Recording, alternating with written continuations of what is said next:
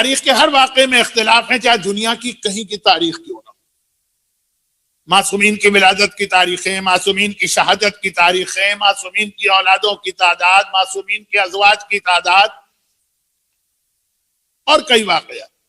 مولائے کائنات کے حوالے سے بات کو محدود رکھتے ہوئے مولائے متقیان کی شہادت کا واقعہ تو اپنی جگہ بالکل طے شدہ اور ثابت ہے، کوئی شک ہی نہیں۔ تفصیلات میں ایک اختلاف ہے، اور یہ وہ دیکھیے کوئی اتنا بڑا میجر اختلاف نہیں ہے کہ جس کی وجہ سے یہ کہا جائے کہ حق ادھر ہے باطل ادھر ہے، یہ صحیح کہہ رہا ہے وہ غلط ہے، چھوٹا سا اختلاف۔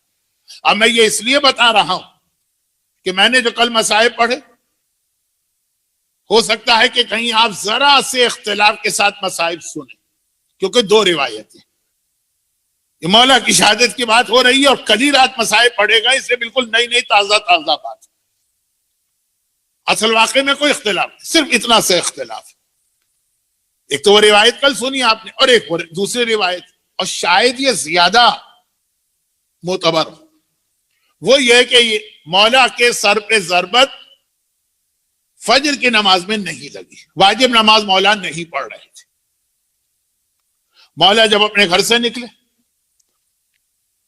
اب یہ جتنا ان باتوں کی وضاحت کی جائے گی ڈر لگتا ہے کہ عام بیچارے مومن کنفیوز نہ ہو جائیں، ورنہ تو یہ بھی اختلاف ہے کہ اس رات کو مولا نے کس بیٹی کے گھر میں افطار کیا۔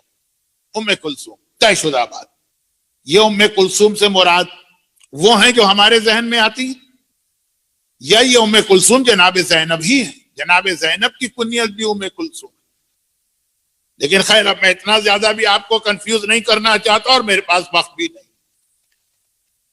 تو ٹھیک ہے، افطار کیا، اب مسجد کی جانب آ رہے ہیں۔ تو جو دوسری روایت ہے، جو شاید آپ نے کہیں سن لی ہو، اور جیسا کہ میں نے کہا شاید وہ زیادہ معتبر ہو کل کے مصائب والی روایت کے مقابلے، وہ یہ کہ امام حسن حسین گھر میں ہی تھے، کیونکہ واجب نماز پڑھنے تو ابھی مولا نہیں جا رہے ہیں۔ مولا مسجد میں آئے، نافلہ نماز پڑھی، تہجد پڑھی، پھر نافلہ جو فجر کی ہوتی وہ پڑھ رہے تھے، تب ابن ملجم نے تلوار کی ضربت لگائی، جماعت نہیں تھی، مولا اکیلے نماز پڑھ رہے،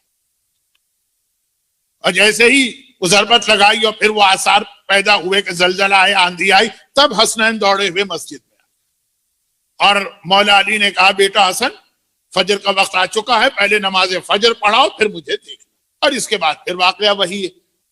تو ذرا اتنا سا اختلاف، کوئی اتنا بڑا اختلاف نہیں، اس کو ہم کوئی کفر اور ایمان کا مسئلہ، عقیدے کا مسئلہ تو نہیں بنائے۔ تاریخ کی حقیقت، تاریخ میں دونوں طرح سے یہ روایت، اور دونوں روایتوں میں ایک بات طے شدہ ہے، جو باتیں کل بیان ہو گئی وہ ریپیٹ نہیں کر رہا ہوں، اس سے ہٹ کر۔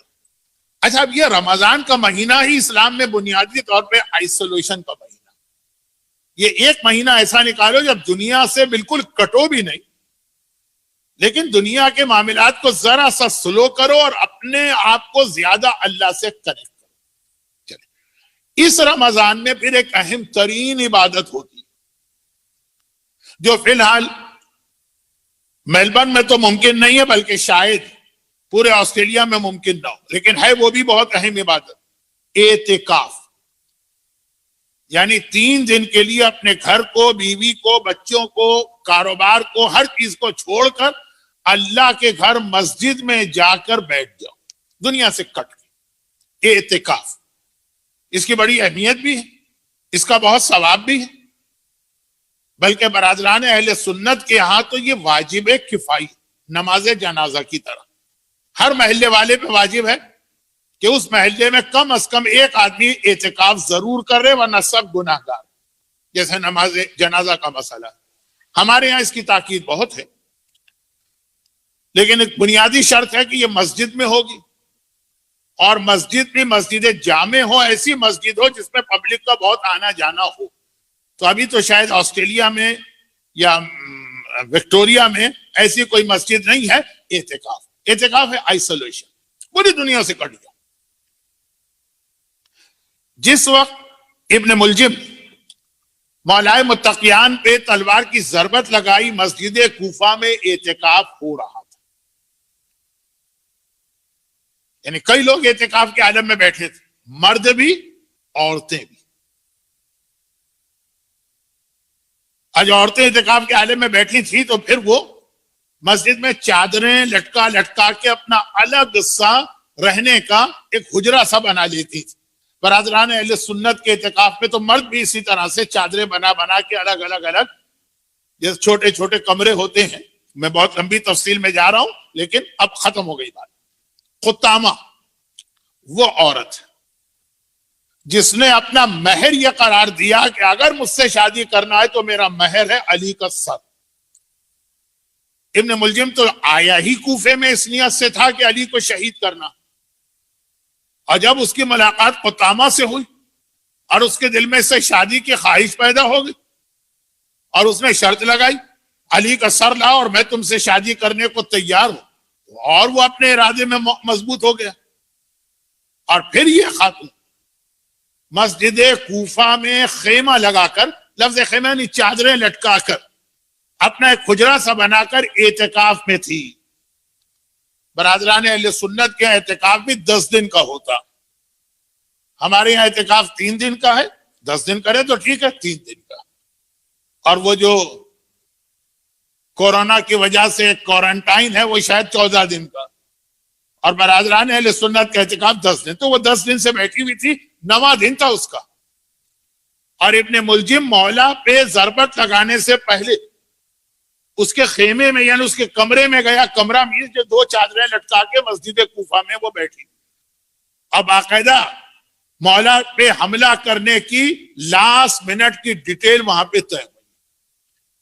تو یہ ساری چیزیں طے شدہ بات ہے. صرف اختلاف اس میں ہے کہ مولا فجر کی نماز جماعت پڑھا رہے تھے فرض, یا نماز فجر سے پہلے جو 2 رکعت سنت نماز پڑھی جا رہی تھی وہ پڑھ رہے تھے.